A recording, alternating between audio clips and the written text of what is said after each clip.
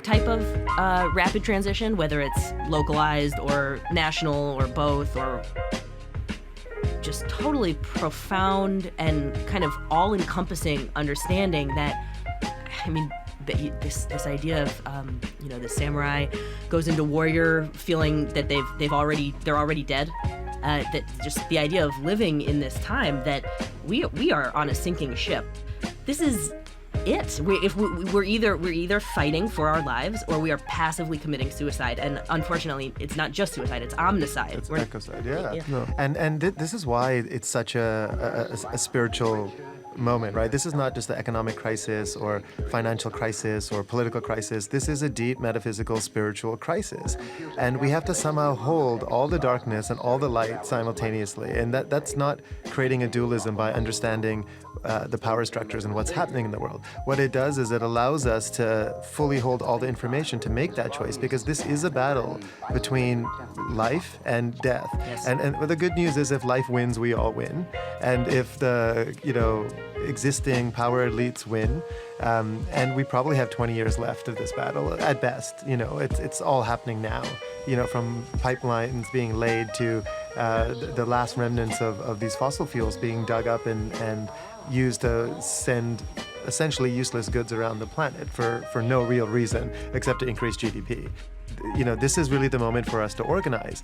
And the Trump situation, they say it's the end of irony, and it is also the end of apathy. And I think this is part of this broader process that's happening, that's leading us to some bigger, profound change. And so the mystics are right in some way, which is the universe is on path. Mm-hmm. But it also requires us meeting the universe halfway and our co-creation. We just can't let it be. There's this great Ram Dass line where he says, yes, the universe is perfect, including my desire to change it. Mm-hmm. And yet dreams travel faster than light. So the new age passivity that everything's going to be fine is wrong, but also the sort of leftist perspective that everything we need to do now is immediate and in the material realm is also not fully true. How to change the worldview of these people who are now totally ideologically kind of conscripted. We can speak to the semi-conscious or the fully conscious or the fully converted or the partially converted, but how do you speak now to the ones who actually think that putting the Exxon CEO into the Secretary of State role is a good plan? And there's a kind of self-destructive, I think, self-loathing energy that's going on in that world that I also don't quite understand. Totally. It is. These are mimetic viruses. And I think that when we were earlier talking about the invisible hand idea, right? This is really at the root of a lot of our problems is the idea of human nature. So part of the Enlightenment logic and part of the Industrial Revolution logic and now the late stage capitalist sort of neoliberal logic is that we're somehow like selfish and short-termist, and if we didn't have this sort of government corporate construct, we would be in this state of sort of self-destruction and anarchy. Right. But everything we're learning about human nature, and I think this is actually a way to shift the discourse among people who are believe in the sort of self-destructive nature, because it is rooted in this misunderstanding of what human beings are really like. Because all the evolutionary anthropology and work in cultural evolution is showing us that we're actually highly empathic, we're highly altruistic. We were hunter-gatherers for 99% of human history, in which we were highly cooperative beings. And even what we're learning from neuroscience around mirror neurons, we're hardwired for empathy. And we have to start telling that new story. And, it might even sound trite, but the idea of like the generous gene, as opposed to the invisible hand. I was reading an extract from Nature, so one of the preeminent publications in science in the world this morning, and they've discovered something really kind of interesting. I don't know if you've all heard of this idea of the selfish gene, which Richard Dawkins promotes, which is that it's the gene which is the basic unit, and the gene only exists to make more copies of itself, and all of nature is organized around this. And of course, that's the orthodoxy of Darwinianism, and it turns out, wait a minute, turns out maybe that not be quite the case. It turns out that it's possible to construct systems of genes that can cooperate with each other, and if you place those into competition with genes that are selfish, they outcompete them, which means that competition is actually a less successful strategy than cooperation is at the genetic level, which means the selfish gene maybe isn't so selfish. I bring this up because cooperation requires awareness. And so at this very foundational level of natural selection, which is really the way things happen, this is the way processes of all sorts happen in the living universe. In order to be successful, in order to select for success, you can't just be selfish. In fact, something will come along eventually tossed up by natural selection, which is using another mechanism which is more cooperative, and that will tend to win over time. And cooperation requires awareness. And so therefore, maybe, and this is just a hypothesis, it would have to be proven, maybe the universe would favor awareness because it fosters cooperation, which then allows systems to thrive and becomes embedded in all processes, so that living processes would tend to be conscious because they would tend to then have a mechanism by which they could cooperate. Okay, let's flash forward 4 billion years. We're now at the point, I read a second article, which I guess is in The Economist this morning, called Sim Planet. There are now 6 billion SIM cards in the world. 3.2 billion individuals have a mobile. 3.2 billion, and that all happened pretty much in the last 5 years. And this means, and I just spent a long time writing a book about this, which you can get online if you just go to nextbillionseconds.com, explaining what happens when everyone gets connected together is basically all of us are now walking around connected to 3.5 billion other people, 3.5 billion other brains, so that whenever you have a question, you can now turn to a friend with a text message, or you can go to Wikipedia. You're not allowed to carry your mobile into a bar for trivia night anymore, because when you do, you are implicitly carrying in all of the rest of human knowledge with you, which is new. And so again, now you see this strategy that allows us to connect and to cooperate. But the price you pay for that cooperation is that we're all now sort of working off the same headspace, for lack of a better term. We're all working off the same knowledge space. Now, one of the joys of the internet is that you can find anyone to believe whatever you want, because there are going to be a group of people who already have a bulletin board set up to discuss that thing, whatever it might be. So it's easy to find the others, but it's now also incredibly easy to be able to find the truth, because you can go connect to the experts who understand what that truth is. That means that we're now functioning inside of a global mind. You don't have to couch it, you don't have to say it's this or that, it's the other thing. It's a global mind. It's not what we expected. We expected we're all going to sort of be sucked into some unity. Well, actually, it turns out that's not what happened. I basically bought into the whole system that we were taught, to have a family and get married and do everything like that, and it was horrible. And I'm not saying it's like that for everybody. I just, I made some wrong choices there, but because I stuck to it, because I thought that was the thing that you do. And then now I've been living a very different sort of lifestyle, and I'm going out with somebody at the moment, and she this last year she's been opening me up to a whole other perspective on things, which has coincided with running these retreats and working more in the shamanic world. And so I find that to be, it is the way you're describing it. It's very expansive and challenging and very rewarding in terms of because my interest is actually in deconstructing my conditioning.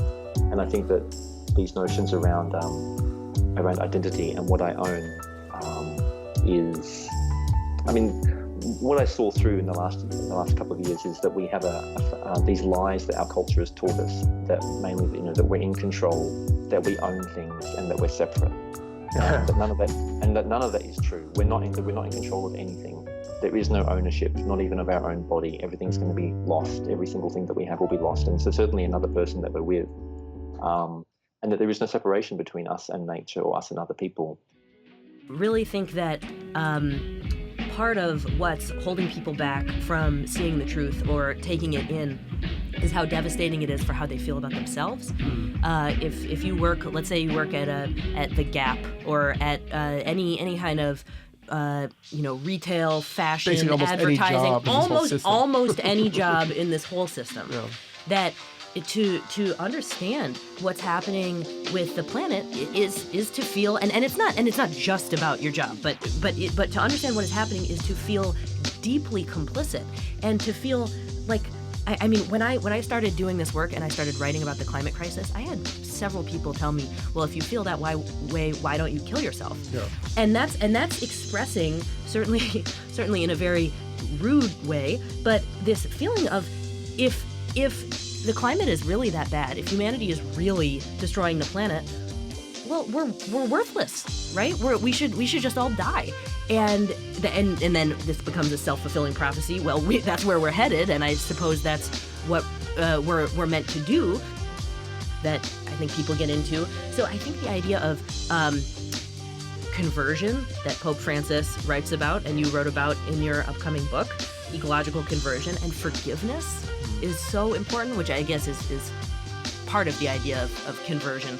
That the idea that the sins that you have committed against the planet and your human brothers and sisters and the rest of the web of life, that's not, it's okay. It's not, you're not a terrible person. There is a future for you and a way that you can live in this world and feel good about yourself. Beautiful.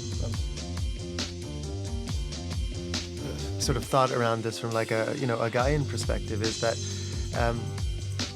we somehow think we've evolved. There's like a human evolution that's outside Gaian evolution, right? And we're clearly just part of this broader ecosystem entity, however you want to see it. And clearly, if the Gaian ecosystem wanted to kill us, we would not be here, right? And somehow she's debating if we're worth it or not, right? And even as we kill 200 of her species every day, we somehow have a useful role beyond what we can understand, right? And just like an example, right? When humans went to the moon for the first time, like Gaia saw herself from that perspective for the first time. And as part of that ecosystem, we have some value, and maybe we're going to help bring Gaian life into the solar system or whatever, however you want to take this. But I think we're really at that point where, as part of the Gaian system, we ourselves are deciding if we are going to be a companion species, or if we're going to be a self-destructing species. And that's why this is as much about values as it is about changing the rules or changing the structure. And I think the way we find ourselves out of this is to work at all of these levels simultaneously and to allow the sort of polyculture of alternatives to really bubble up, but at a localized level. Because if we don't have strong local communities and strong local economies, we're all going to be stuck in the matrix system, dependent on those H&M jobs and Starbucks and Google and whatever. And then we're so enmeshed that the self-loathing doesn't allow us the boundary dissolve. It's funny, as somebody who's from New York City and grew up here, I often look around, I'm like, wow, like, I live in the East Village, it's like, it's relatively small scale. I see the same faces every day. What if I start community organizing? But then I feel like totally like I have no idea what that would mean or how you would even go about that. I mean, I created at one point this Evolver network. We had this like network of local communities, but just like figuring out how to reach out to the, brothers and sisters who are right around us, I think is something that we don't actually know how to do, strangely enough. No, and that's why I always say, like, it's at the individual level we have to do that inner work, and at the community level we have to organize, and at the superstructure we have to change the rules, and all of these things have to happen simultaneously. And the radical act can be the most inconspicuous act. Like, every time we give a gift, we undermine the logic of the operating system, because it's all about commodification and transactionalization. And as soon as you do I think that becomes, I feel like there's like, like my friend Charles Eisenstein, I feel a lot of stuff ends up feeling very self-congratulatory, and a little smug to me. It's like, okay, like you're giving the little gift, but meanwhile the juggernaut of hatred is like, of course, and it's not enough. And it's not enough, but it is an act by its very nature that undermines the system. Yeah. But that's only at one level, right? So we have to be working at multiple levels simultaneously, but we have to know why we're doing what we're doing, right? That's why it's so important to have that structuralist critique and understand what's happening with the system, and at the same time understand the spiritual path, and the two are totally interwoven. I'd like both of you to take just a couple minutes and tell people how they could connect with your organization and what you're looking for in terms of help and support at this point. So the easiest way is to go to theclimatemobilization.org, and you can sign up, leave your email, and we'll you'll be added to our list, or sign the pledge to mobilize and make that commitment, and similarly, you'll be added to our list. For people who want to volunteer, like let's say 15 hours a week or more, you can be in touch and either do local organizing or work with our central team. Cool, thank you. Yeah, if you're interested in the culture hacking aspect and the sort of root causes at the global level, a lot of our work is focused on that. And you could just go to therules.org, which is therules.org, and you can sign up. It's a small but committed community, and we do outreach on all of our content creation. So a lot of it is community driven. A lot of our writing, a lot of our sort of visual content. And then we try to get radical ideas into the mainstream and do that at these sort of key moments, synchronized with other journalists and artists and cultural creators. And you have this other aspect we didn't really talk about today, working with kind of activists in these different communities around the world. Yeah, we have a fellowship program for frontline organizers called the Activist Ashram. And you're looking probably for financial contributions. Yeah, if anyone wants to support that. So it's a program for what we call the young elders of the world social movements, and we're trying to bring them together for both the political side to see how all the dots are connected, this constellational worldview, but also for the spiritual aspect, the more holistic aspects of the struggle. And yeah, if people want to support, you can just go to therules.org under donate.